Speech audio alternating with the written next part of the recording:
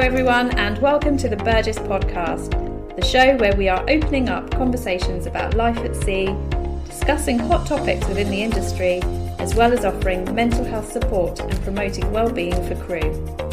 We also have our very own in-house recruitment team, so if you or anyone you know is currently looking for a new position, please send your updated CV to recruitment@burgessyachts.com or check out our recruitment posts on Instagram at Burgess Yacht Crew.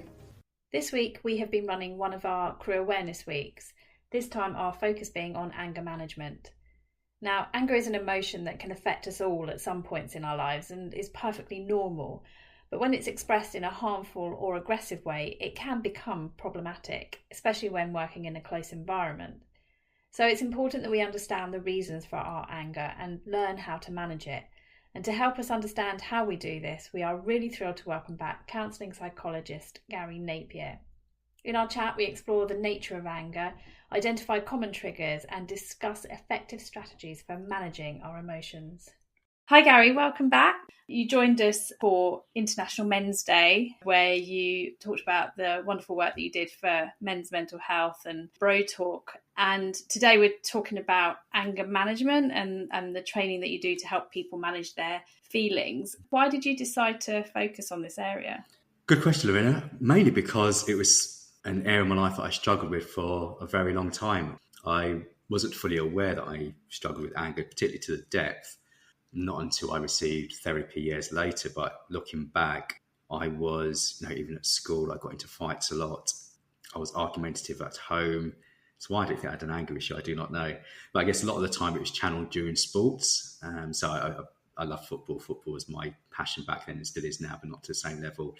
So that's an area whereby you can use your anger to be competitive or release the whatever stress or frustrations you're carrying around. But outside of that, so if I didn't play football or I didn't have that channel, it will come out in different areas. So a long-winded answer to your question, because I struggled with anger and I recognise that a lot of us men struggle with anger, that was the reason why I focused on this both as a profession and also as a topic.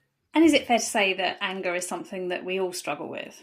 Yes. If you ask the average person, if you think of an angry person, most people automatically will think of a guy. But anger is an emotion. It's not gender specific to guys or women. We're human beings. We have emotions. So yes, every human being at some point in their life will experience some form of anger. And anger is not a bad thing. It's how we respond to anger, because anger causes us to correct things. But yeah, it's definitely not gender specific. No, of course. No, I mean, I know that I can sometimes be very reactive. I can't imagine that. I really am. But it is something that I'm aware of and I work on.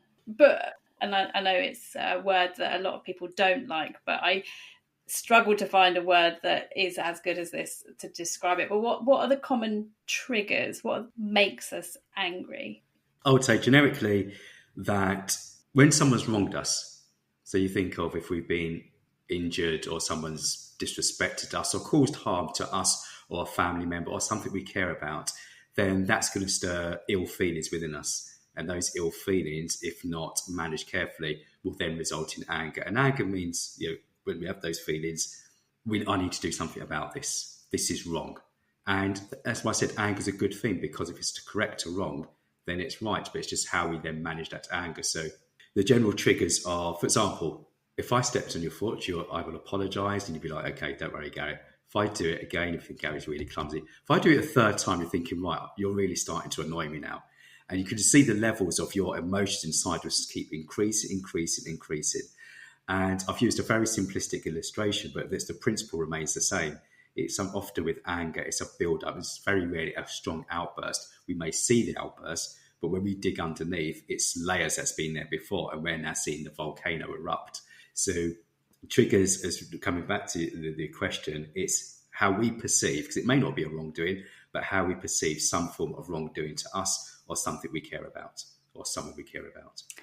And can it also be linked to like our upbringing or our cultural differences? Because using that analogy of stepping on someone's foot, I know that some people get very angry if you don't say sorry at all.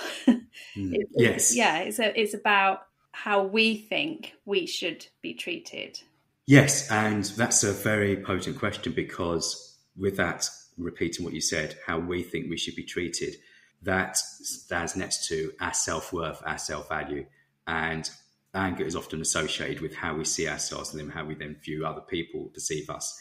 And so, for example, if you've got low self-worth, you're likely to get angry very quickly because you're using that anger to compensate how you see yourself. You see yourself as lowly, well, I'm not going to allow people to treat me that way. Whereas you've got somebody who's coming back with very high self-worth, it doesn't mean things won't upset you, but the chances are you'll be slower to anger. Less things are going to upset you because you're coming from a different base. And speaking about anger with a colleague earlier, what's often not promoted or mentioned next to anger, which I'm finding more in my therapeutic work, is anger coming from a place of shame. And we may not even be aware of the shame, because often it's subconscious, but something that may have happened in our past, during our childhood. And from that shame, we've started building up a personality characteristics of anger. And when we do have those outbursts or frustrations, when we really start digging underneath, it's like, well, what's really going on here? And for us, going to men, I know I started generically, but think about us men, and saying to the last time we spoke, Lorena, in regards to, for men, respect, being respected is huge. And shame is disrespect, dishonour. And with us men, we can start a fight by saying, are you going to let him speak to you like that? Oh, he's disrespected you. And then suddenly you're starting to feel the emotion because you feel less of a man because somebody's taken away your respect, which you prize so highly and value. So if, as a young person or a young boy, you've had some form of trauma which has resulted in shame, then you're carrying that around. And as a man, as an adult, that little boy is still in there with that shame. And he's then fueling that shame tonight, like with the angry outburst. I'm angry, I'm hurt. And somebody needs to do something about it because I'm carrying this pain. And it could spill out in work, spill out in our relationship, spill out on the foot pitch, wherever. But the point is, it will spill out because that little person inside is, I'm still shamed, I'm still wounded. Can you tell us a little bit about how does that spill out into the workplace? How does that speak, like in teamwork and especially in yachting, which is a particularly tough environment because it is such close, confined space? Well, I'll give a bit of background and hopefully make more relevance. I came from a place of shame whereby I witnessed things as a child that I shouldn't have witnessed in terms of domestic violence. And I felt anger, which I didn't, as I said before, I didn't know it was anger, but the fact that I was unable to intervene, to help. And that anger was directed at myself without me fully knowing.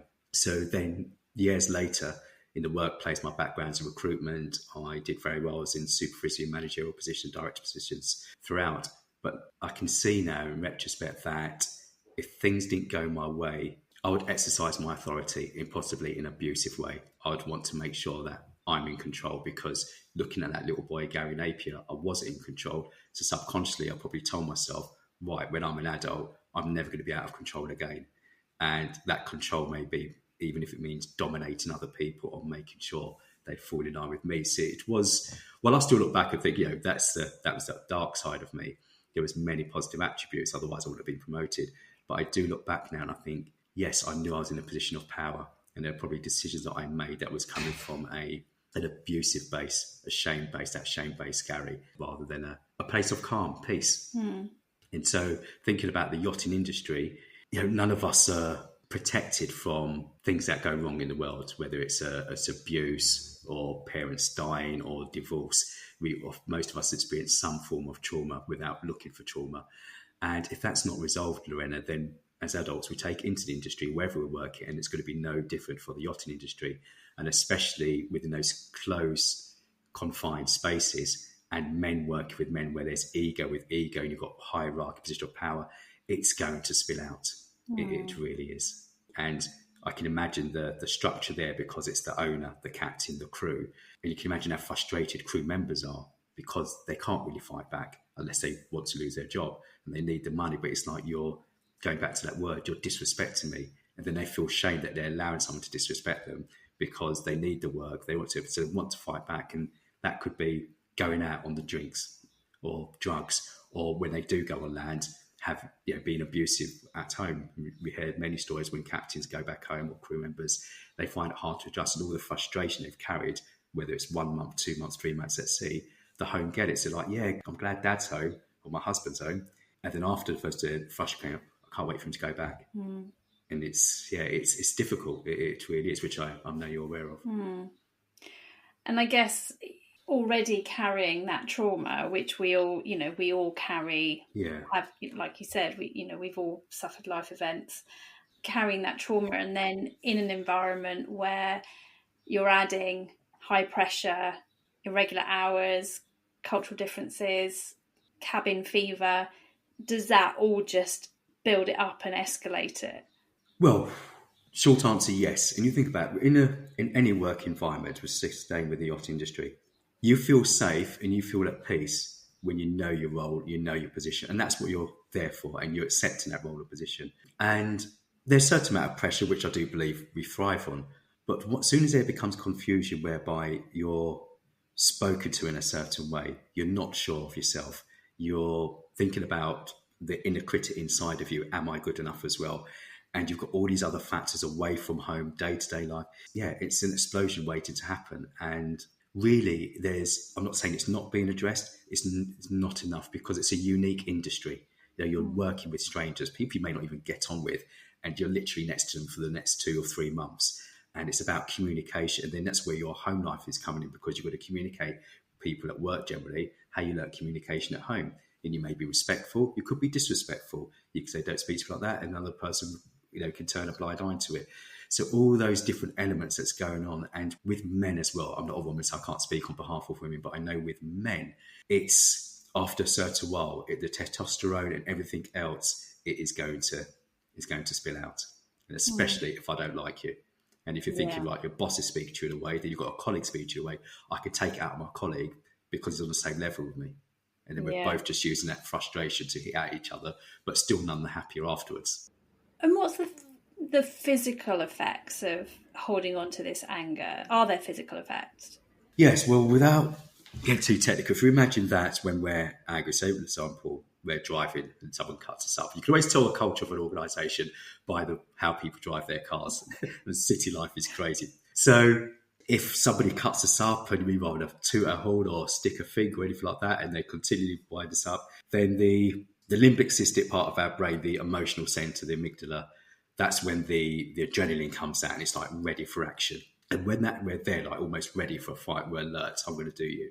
But then we move away from our thinking part of the brain, the cortex. And that's when we're in danger, because we're not stopping the thinking, and we're just in this emotional phase, which is increasing. So then what happens is part of our blood neurotransmitters starts restricting. So therefore more blood is required to get to the heart. And that's why you see people go red, and it's that intensity, and it's inside of us. We don't realise it, but where the body's breaking down, the body's like trying to rescue us, like saying, right, you need to calm down, this is over exploding. But we want to stay in it explode because we're mad. We think, I don't want to calm down. It's like saying to an angry person, calm down. What they're going to do, get more angry. So the stress, the impact, the heart, an isolated occasion, it's fine. People who are repetitive, who have got real issues with anger, it's not fine. And it will lead to heart trouble, stress, panic attacks. Chronic stress, chronic anger, which is why it's important to master this. And I guess, you can't control what happens to you in your day-to-day life, but it's fair to say you can control how you react to it. Yes, and I've worked within prisons, both in the UK and Spain. And a lot of the men in prison are in prison, I should say, because they lost their emotions, they lost self-control because of anger, because of impulsive decisions. And then they've got all the time to think about it. But it wasn't just that incident that led them to prison. It was something that they struggled to control over their time of life. And that's something I looked at and thought, gosh, Gary, years ago, if I don't get a manage of this anger, I could never say I will not go to prison. Because all it takes is the wrong place, the wrong time, you react in a way, anger explodes, you're not thinking, and there you are. And so many men, I don't know about women, but I'm sure as well, are in prison because they lost control. It's frightening, isn't it, that it can be our emotions that if we don't control it or learn how to control it, it can be life-changing. You can, like you said, end up in prison, or you could end up losing your job, you could end up hurting somebody. It's so important that we learn to, and this is where we're going to get onto your course, which I love the title of it, by the way, self-mastery course. Tell us a little bit about that. Just before I do, what you just said, Lorena, if you're aware of Ben Carson, he was the first person, I believe, to separate twins. He's a famous, is he a neuropsychologist in America? Yeah, I'll forget my facts straight. Point I'm making, he almost killed somebody. And fortunately, he stabbed somebody at school and fortunately went into the buckle instead of his stomach. And then he rushed home and he said, God, please help me with this anger. Please take away this anger from me, because he realised I could have killed somebody at the age of 13, 14. And from then being able to control his anger and master where he is now, one of the top medical people in the world. But the anger would have stopped him. And I'm saying that because so many of us men, we think it's all about qualifications and being good at this and good at that. But if we don't have self-control, we are limited. So this is something that really needs to be taken seriously. His name's Ben Carson. He's got a film out on Netflix called The Gifted Hands, played by Cuba Gooding Jr. Really worth recommend watching that. Just writing that down as we speak. Okay. And also throw alcohol and drugs into the mix. Does that exacerbate it even more? Yes, and it's. I recall my own personal experience, but the worst thing an angry person can do is go down the pub and drink or get a bottle of whiskey, because you're fueling that anger and it's just intensifying. And you cannot go to sleep. You can't be in that state of anger, add drink or drugs, and if you're okay, I'm going to go to sleep and wake up fine in the morning. It's saying, all saying in your mind, I need to do something about this, because that's what your mind is telling you. What are you going to do? What are you going to do? Are you going to let this rest? And then people then get out into their car, drunk, to go and take action against the person who wronged them. And it's the first, not everyone obviously, but it's a crutch that a lot of us use when we get angry, when we get upset, when we get emotional. The first thing we do is, I need a drink, just to calm us. It's a crutch that a lot of us have developed over the years. So, to automatically turn to alcohol when you're feeling angry is, again, something that we all need to move away from. Yes, and there's a exercise with CBT, cognitive behavioural therapy, but they use it called STOP, where it's with two P's at the end. So you, ideally, it's harder when you're actually in the moment, in the zone, but to stop, take a deep breath, and they mean a real deep breath. Then observe what's going on and pull back. And that's when you pull back, it's like, right, try and look at it from a bird's eye view, and then practice and proceed. And the most important thing is to take that breath and then stop, because once we stop, we have a chance to think, to process. But so many times, because we're in that emotional zone, we're allowing the emotions really to run with us, and we're giving very little of any time to thinking. And quite hard in the moment, isn't it? Very hard. And if there's people around you, then it's important if you could just remove yourself. But yes, if somebody's really wronged you or hurt you, shouting's okay. If you want to release by shouting, it's when it becomes stepping over the mark, where you're shouting to confront someone to do harm. And I think that's the red flag. Am I wanting to do harm to this person or to this situation? You could be angry without wanting to do harm. But when you're angry and wanting to do harm, you're in a different zone. It's a different level. Can being angry at somebody do psychological harm? To the person who's angry? Yeah. And to the person that you're being angry at.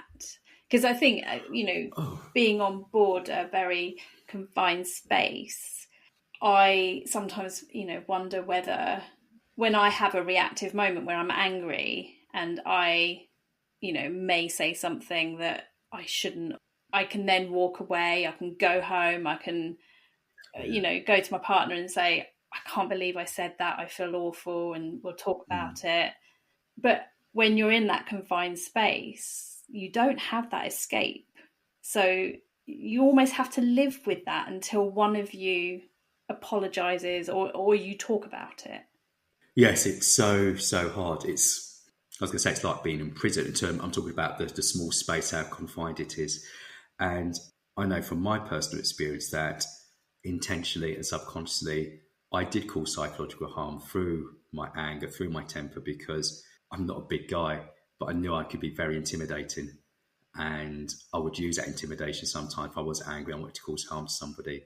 And not fully appreciating what I was depositing in them and leaving them with. And so they'll be able to go home.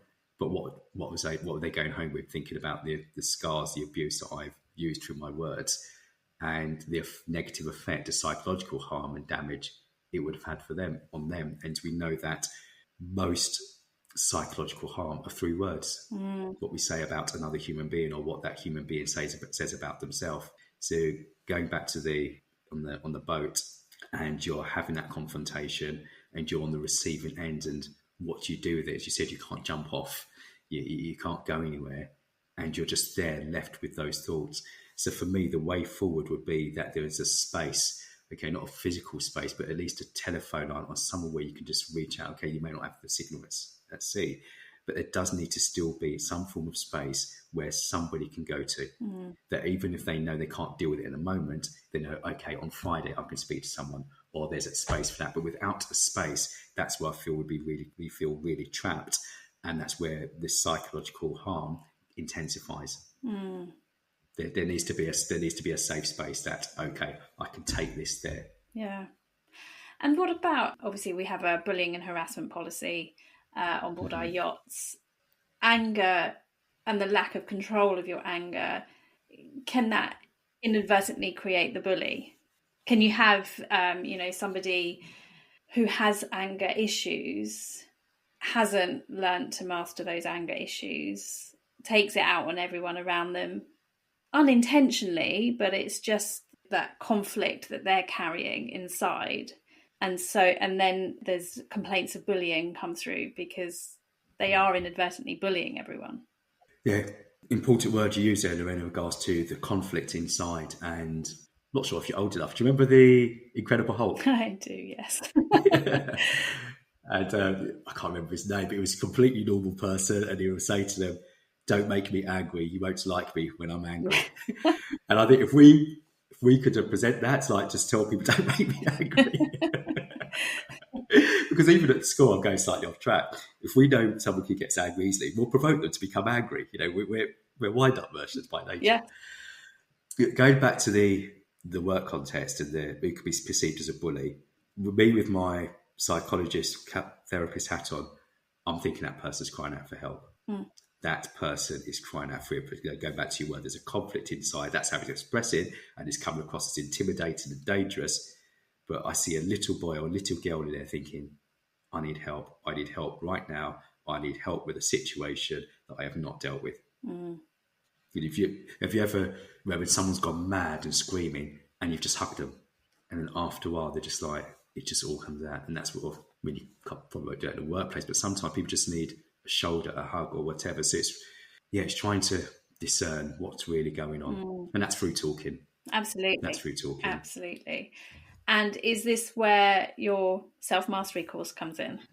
Yes. So the reason for the title, because I don't think that there's enough anger management courses out there, but also I don't think the title is encouraging for people to reach out, because it's saying, yes, I've got anger. Whereas I believe the root is us learning to master our emotions as well as our thoughts. And the more, it's going back to what I said earlier, the more we can have master over oneself, the better we're going to be in every area of life. And the actual word, meant as warriors. Warrior means to master oneself, self-control. And I think as men, that's ultimately our biggest battle, not conquering somebody else. It's how can I conquer me so I can become the best me? So we looked at the different elements, which is first the awareness. There has to be self-awareness. Without any self-awareness, a principle, there can be no change. It cannot be growth. And the first awareness is often yes, I do have a problem managing my emotions. I do have a problem controlling my temper. I do have a problem not getting angry at the drop of a hat. So it's acknowledging that and feeling it's okay without, once again, the shame. Yeah. No, there's no shame. Well done, great. And taking action, therefore, whether it's speaking to somebody, getting professional help, but just knowing it needs to be taking some action. And with the action, it's communication. So I think, right, what do I need to do? So I've acknowledged, I'm aware I've got an anger issue. I've taken action by reaching out to someone. And the next person should be, I need to speak about this. I need to be completely open. So it's got to be, once more, an area whereby you feel safe and trust, and you can speak without feeling judged. because so many people, especially us men, feel if I share what's on my heart, what I've been through, I'm going to be judged. Like I went home last night and I whacked my wife. We know black and white that is wrong. But if he's not able to say that, he cannot get help. Yeah. He's not saying it's right, but he's saying, yes, this is the worst of me. He's able to say the good, the bad, and the ugly. And once we've gone through that process, whether it's therapy, whether it's talking, whether it's going to a clinic, however it is, boxing, great, or sport, it's been able to let go and say that former you is no longer you, and being kind to yourself. Because I've worked with so many men who beat themselves up and because they recognise the wrong they've done or the guilt they've carried or the shame. And it's like, but that was then. You don't need to carry this going forward. You do need to let go. And often the hardest person to forgive is yourself. And that is so important, because if we don't forgive ourselves, we're giving anger an opportunity to come back and take dominance again in our life. And it doesn't mean you won't get angry again. It just means that it's not going to control me. And that's the ultimate aim, whereby anger as an emotion, male or female, it doesn't control us moving forward. Wow. And it's learning to control that emotion. So in your course, do you offer tips on how to manage and how to control those emotions? Does it always come from a place of from conflict, from history, from your youth or something? Or can people just be naturally very feisty and just need to learn how to control that? There is genetics there, and you can see, oh, you're just like your mum, or you're just like your dad in terms of your attitude, your personality. We inherit. It's what's the purpose of the anger? We tackle that within the course in terms of, because anger's there to achieve something. And as we said earlier, it's either to correct wrong, or it could be to dominate, to control, to abuse, because by doing that, it makes me feel better, or I'm made compensated for what happened to me in the past or present day. So it's very interactive. We look at, it's funny as well, we look at real life situations. We share what's going on in our lives. We look at the different areas whereby we struggle with anger. Often it's in the workplace, different scenarios. Much of a focus also, Lorena, is on communication. I believe if we learn to speak to each other in a respectful way, you can still be authoritative, but in a respectful way, a lot of the anger will go. Because you're not receiving it. And there's also the case on the other side, whereby people may receive or perceive us to be spoken to in a derogatory way when they're not. And it's recognised. Sometimes we can be, I'm going to say the word, too sensitive. Yeah. Yeah, we look at the different scenarios whereby people struggle with anger, and as I said, mainly in the work context. And the main tools are, how best are you able to step out yourself and look at the situation? And how comfortable are you in terms of, okay, I need to speak to someone about this. And I also encourage people not to speak to someone who's going to naturally agree with you, because what they're going to do is fuel your anger. It's when we're saying to someone, okay, I could speak to that person because I trust them. I trust they're going to be objective. They're going to come at me with a soundboard. If I was to summarise it, for us who struggle with anger, how can I help me manage this pain? And for most of us, the only way we know to manage this pain is by becoming angry, outburst, shouting, whatever it is. But what we're asking for, help me manage this pain. Because there's pain there. If someone's hurt you or wronged you, there's going to be pain. There's different levels of pain, but there's pain. Because even when we lash out, the pain is still there. For a couple of minutes, we feel a bit better, but the pain we're carrying inside is still there. Yeah. So it's a reaction, isn't it? It's also a defense mechanism. Your brain is trying to protect. I've read the book, The Chimp Paradox. Oh, brilliant. I love that book. I've named my chimp Doris. And it's actually a really clever way of, like, when I communicate to my partner, because I think we've established that men and women think and approach things slightly differently. Yeah. So I now use Doris as a way of explaining to my partner what's going on in my mind. It's actually worked quite well. So can it be a defense mechanism as well? Yes, and you've reminded me of something, so thank you, Lorena. We talk about the ego, and we say, right, who's really showing up here? Is it Gary or the ego? And there is a difference. And sometimes the ego, or it could be the chimp, you're going to talk to you like that. You're going to do something about it. And it's satisfying that ego. And it's like, if we could just get rid of that ego.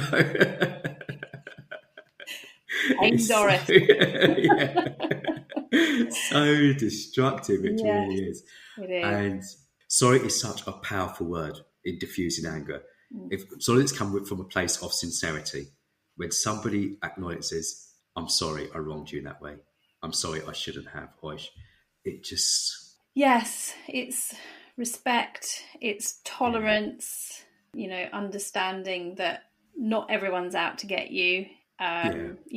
Certainly on yachts when, you can be dealing with different cultures, different personalities, high pressure, that standing on your foot that you mentioned earlier, being British, I demand an apology, I expect an apology, a sincere apology, understanding that that's not everyone's go-to, and if they don't apologise, it's not personal, it's just we all handle things in very different ways, and just learning to be more tolerant of each other, I guess. But that's a heck of a skill to master. So it is. Well, I would say it goes back to education, and even at school, how much is taught. I'm not fully aware about working with different people, different cultures, and tolerance and interaction, because we can be very narrow-minded, especially us Brits. We go to foreign countries, we expect them to speak English, and we say, "Oh, you can't speak English, are you stupid?" We want our fish and chips, our English breakfast in the sun. And we know the world is so much more diverse now, and it's different. And I do believe there's a place for educating in regards to how do you really engage with different cultures, different tolerances. So I came up with an environment where we spoke loud.